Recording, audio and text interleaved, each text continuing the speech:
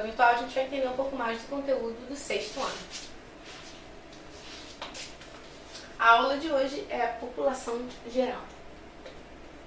A gente viu algumas características da população geral e agora a gente vai ver o desenvolvimento dos cálculos que a gente aprendeu. Na primeira aula sobre população geral, a gente viu que existem alguns conceitos importantes, como taxa de natalidade, taxa de mortalidade e crescimento vegetativo. Agora a gente vai entender como a variação dessas características, desses dados, pode influenciar no desenvolvimento de uma população. E a gente vai ver que isso acontece em etapas, e a gente chama isso de transição demográfica. Então, essa aqui são as fases da transição demográfica. A transição demográfica tem basicamente 3 fases.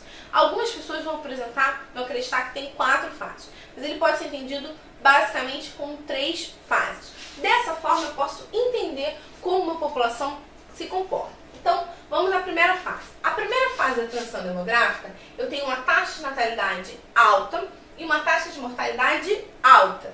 Então, para simplificar aqui, e para ficar claro para gravar, eu tenho indicadores mais altos aqui.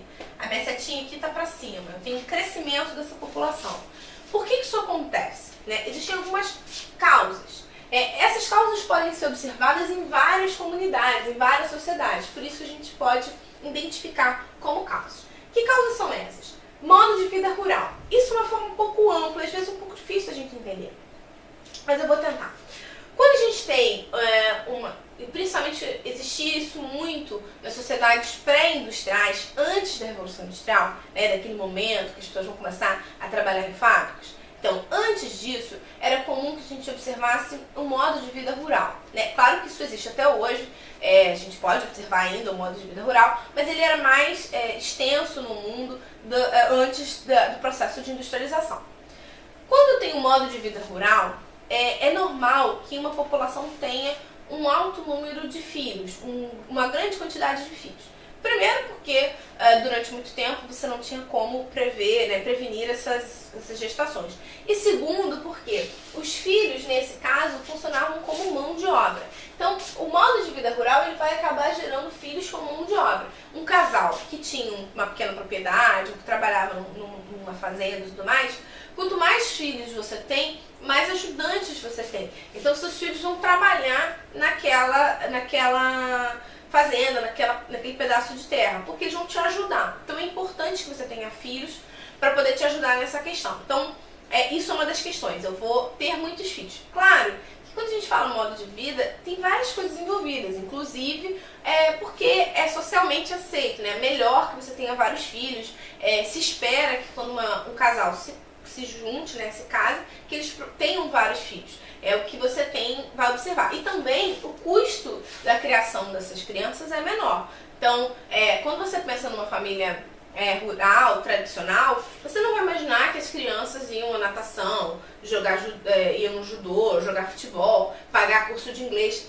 Esses custos que a gente imagina para crianças, principalmente em áreas urbanas, não eram aplicadas em áreas urbanas, não são aplicadas na maior parte dos casos em áreas rurais. Então, esse custo de manutenção da criança é menor. Então, também facilita a existência de mais filhos. Outra questão uma barreira técnica. Eu tenho aqui o fato de acesso a métodos contraceptivos. O que são esses métodos contraceptivos?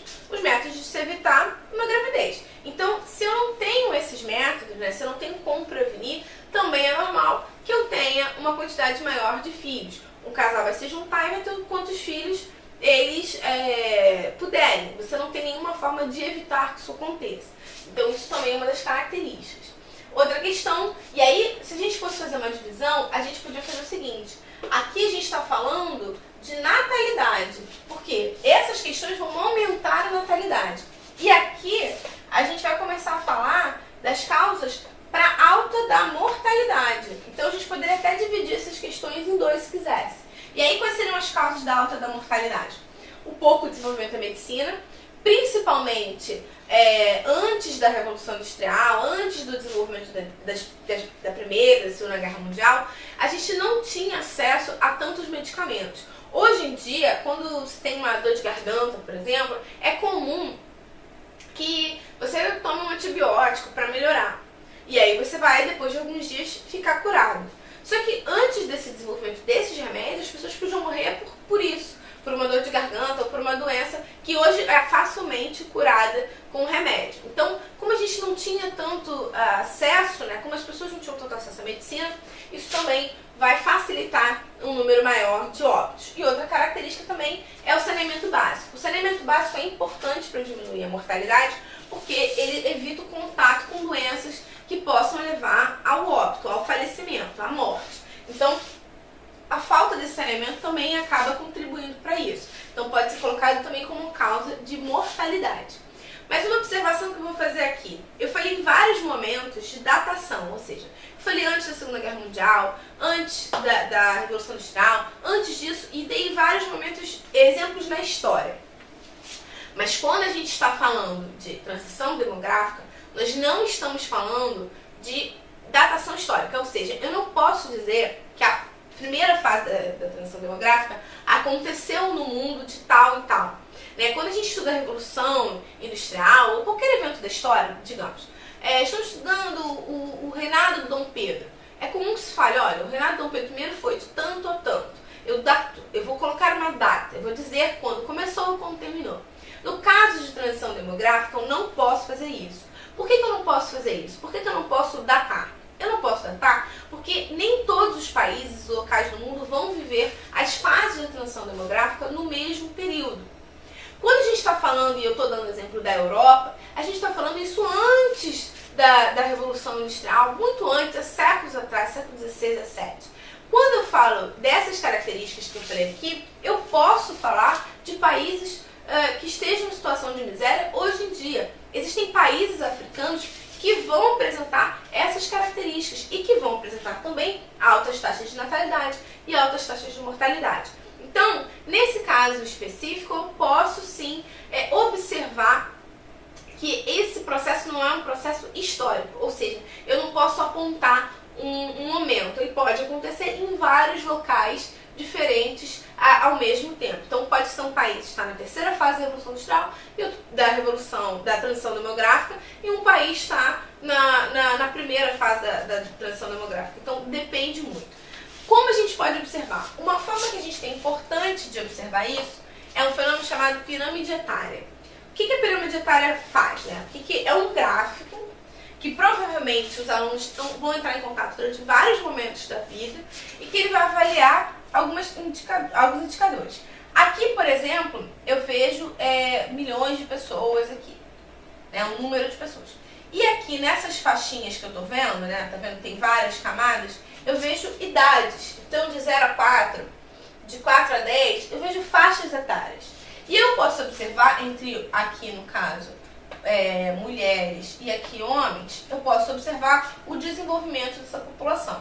Então, nesse caso aqui, eu tenho uma pirâmide etária de um país que vai apresentar, que vai estar nessa primeira fase. Como é que eu vejo isso? Eu tenho uma população jovem mais extensa, né? O que significa que eu tenho uma alta taxa de natalidade. Mas quando eu olho assim, essa ponta da pirâmide, eu vejo que ela é bem mais reduzida. O que isso significa? Isso significa que a mortalidade é alta, ou seja, que a expectativa de vida não é alta. Quando eu tenho uma alta da mortalidade, quando as pessoas morrem com uma certa intensidade, né, eu tenho um número de mortalidade alta, eu tenho pessoas que morrem muito, uma grande quantidade, e morrem jovens. Então, o que isso vai afirmar? Né? O que isso vai dizer?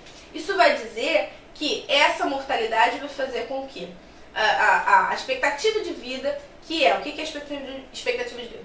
Que é a projeção que essa população vai chegar, seja reduzida também. Então eu tenho um número pequeno de idosos e um número bem maior de jovens. Então quando eu olhar uma pirâmide assim, eu posso dizer que a tendência é que eu esteja na primeira fase, com uma alta de natalidade e uma alta de mortalidade também. Então são alguns indicadores importantes nesse caso. Tá? Essa é a primeira fase da revolução. Da transição, volto a dizer, não necessariamente isso vai acontecer ao mesmo tempo em vários países, e eu tenho como característica principal essas duas altas, né? São altas taxas de mortalidade e altas taxas de natalidade também. Eu espero que tenha ficado claro. Tchau!